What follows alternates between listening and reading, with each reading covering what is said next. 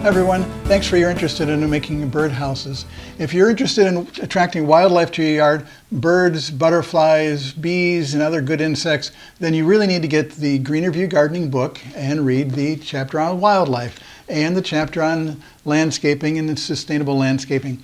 There's a lot of information on here on growing all your plants, and you really need to get a copy of this book. And until the end of the month of March 2023, you can use discount code SPRINTER when you go to greenerview.com and follow the links and put in SPRINTER as the discount code, and you'll save $30 off the price of the book. Now let's get on with making that birdhouse. Today we're building a birdhouse, two birdhouses actually, out of a single cedar fence board. This board is 6 inches wide and 6 feet long. We're going to be able to get a chickadee house and a robin house. Now robins use a ledge instead of a full house, but we'll be able to get both of those out of this single board. The board is, like I said, 6 inches wide, and it's a dog-eared board, so the end corners are cut off. We'll use that for the bottom so that we have some ventilation. We could use it for a side and we can get some ventilation that way, but we're going to use it as the bottom. Now, we're going to cut it off 4 inches from the end. 4 inches gives us a pretty small birdhouse, but that is used by chickadees of several kinds, wrens of several kinds, the nuthatches, the downy woodpecker, the tufted titmouse. A lot of birds will use that small house with a 1 to 1.5 inch hole for the opening. And if we were to cut it off at 5 inches, we'd be able to use it for bluebirds and tree swallows. And if we cut it off as a 6 inch by 6 inch floor, we'd be able to get the hairy woodpecker in there. Now on the other end with the robin, the ledge we're going to make, it'll also be used by eastern phoebes and barn swallows. So there's a lot of birds that can come to these houses that we'll make out of a single board. Now, I've got the bottom, 4 by 6 here, and then the sides, we want a sloping roof, so we're going to cut the 2 sides off at a little bit of an angle. So they're 8 inches on one side, 7 inches on the other, and we're going to have a little triangle of waste. We're not going to be cutting in the middle between these two, we're going to be cutting off at the angles, and that's the only waste in this entire board, is this one little small triangle. Then coming down the board a little bit, we have the front being 7.5 inches tall and with a 1 inch hole. And then we have the back being 11.5 inches, and it could be 12. We could just round it off, but we did that so that we could have an even number by the time we finished off with the chickadee house. And the back, we want to have a little bit taller and a little bit longer on the top and bottom so that we can use screws to attach it to a post or to a tree trunk, wherever we're going to put it.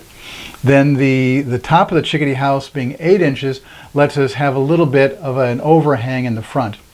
Then the robin house, or the ledge we're going to be creating, is 6 inches for the floor, 6 inches for the top, 8 inches for the back, again so we can have some mounting hole spaces. And then we're going to have enough left over. We have 3 little rim pieces that are 1.5 inches for the 3 sides. So we've got those. Now the only tools we're going to need are we could use hammers and screws, or hammers and nails rather, but I always bend the nails, maybe because I'm treating them like screws, I guess, huh? So what I've got is a drill with a small bit for the pilot holes for the screws, a larger bit that we can use for the hole, and then a hinge for the top and a latch for the top. Now we have a small little decorative birdhouse here, and this house is all glued together. These come in kits at craft stores, and I made this one several years ago, and it's really small, but wrens have used this house several times. I don't recommend using a house like this where you can't get in. We don't really care too much about the nesting material on the inside being reused, but sometimes parasites will build up in a house. And so what we want to do is be able to empty the house out, and the birds can start fresh with new materials. So what I do on this one is I take it down for a year and then put it back out again, and that way the parasites die off in that year in between. So you can use these little decorative houses, but making a little sturdier house out of the cedar boards is a little better. You can paint them if you want. Being cedar, you don't have to. If you were to use a pine board, it would be good to do some preservatives to keep the board from rotting. So really fast to cut the boards. They're already pretty marked. So we've got the robin one here. We're going to have a bottom, a back, a top, and 3 sides.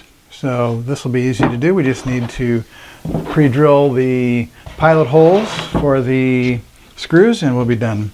That one will be fast. This was our only waste piece, by the way. This is the little triangle between the 2 sides.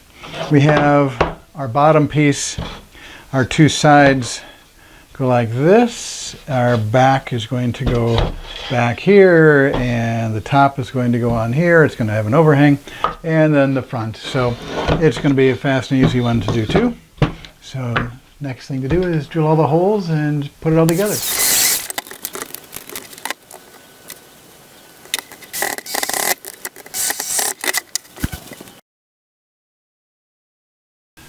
Well, we did it.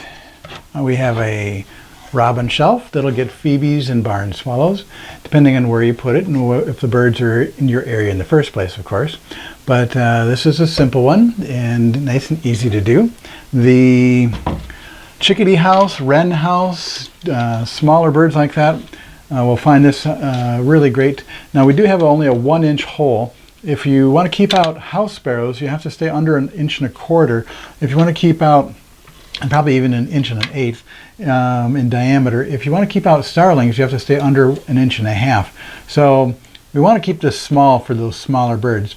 If you see the bird you want and it can't fit, then you can enlarge the hole. If you have a problem with squirrels that damage your feeder, your birdhouse, you may have to put a metal plate over it with a proper size hole. You may have to play with the hole size a little bit. Now this does have ventilation, because what we did was we cut the front of the sides at 7 inches, but we cut the front itself at 7.5. So we do have this gap here because the roof comes down onto the front, leaving us ventilation along the sides, a little bit of ventilation along the back because that's the way the hinge has to work. We have the latch to keep out the raccoons and things, except I had already loosened it there.